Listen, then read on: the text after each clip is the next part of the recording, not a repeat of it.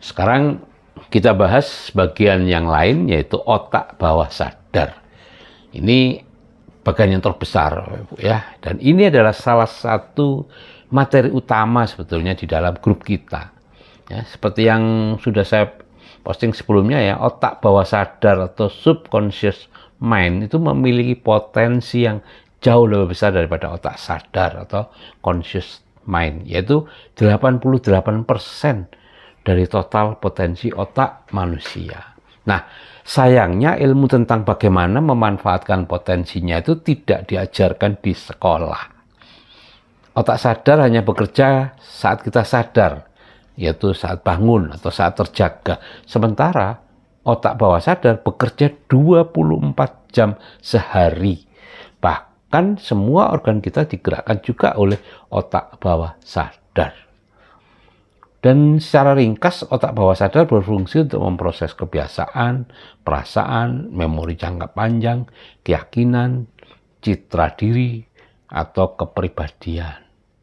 Nah, kalau otak sadar itu sifatnya bisa memilih, maka otak bawah sadar tidak memilih, tapi hanya menerima dan melaksanakan.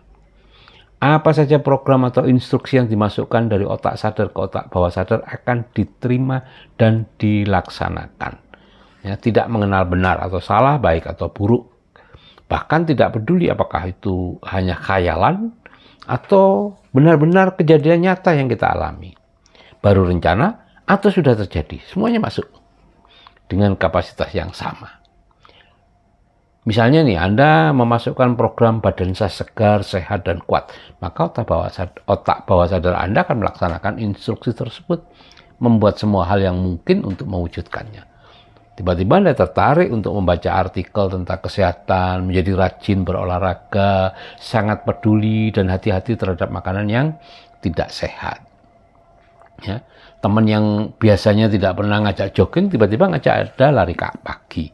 Bahkan otot-otot tubuh pun akan bereaksi sehingga benar-benar menjadi lebih segar, sehat, dan kuat. Saat Anda masukkan program, saya bekerja di perusahaan minyak di kota A dengan gaji sekian ribu US dollar, maka secara ajaib email Anda akan dibanjiri tawaran pekerjaan dari perusahaan minyak. Tentunya kalau memang profesi Anda di situ ya. Atau kadang Anda hanya punya keinginan simpel, ya saya kangen dengan kawan SD dulu, sahabat sebangku, di mana ya dia sekarang? Ya keesokan harinya saat Anda pesan Gojek, ternyata sang driver adalah dia, kawan SD Anda itu. Ya. Jadi semua itu berjalan otomatis, gitu ya, nyaris tanpa usaha atau effort. Ya. Yang berarti semuanya melayani Anda.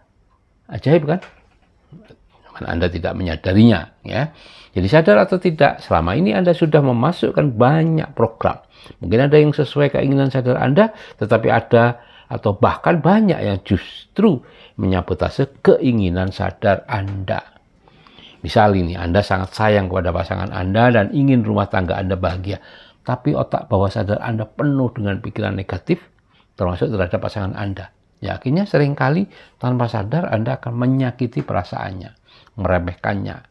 Lisan Anda akan sering menghinanya, sulit menerima kesalahannya, dan sebagainya. Ya, ujung-ujungnya bukan keharmonisan yang Anda dapatkan, tapi malah keluarga Anda bagaikan ya pilkada DKI tahun 2017, panas ruwet, penuh intrik, kampanye hitam dan hoax, menguras energi, dan siapapun yang menang meninggalkan luka yang dalam. Nah, dan sebaliknya ya, ketika otak bawah sadar Anda sejalan dan selaras dengan keinginan sadar Anda, maka semua hal akan mengharmonisasikan dirinya, menyelaraskan dengan keinginan bawah sadar Anda. Si dia akan menjadi semakin pengertian, bertambah sayang, hati Anda pun lapang, sehingga membuat Anda semakin menunjukkan rasa cinta kepada pasangan dalam ucapan dan perbuatan Anda. Sehingga keluarga yang bahagia, sakinah, mawadah, warohmah pun menjadi terwujud. Kok bisa begitu? Bagaimana cara kerjanya? Bagaimana membuat program yang betul? Nah, itu nanti. Ada waktunya tersendiri.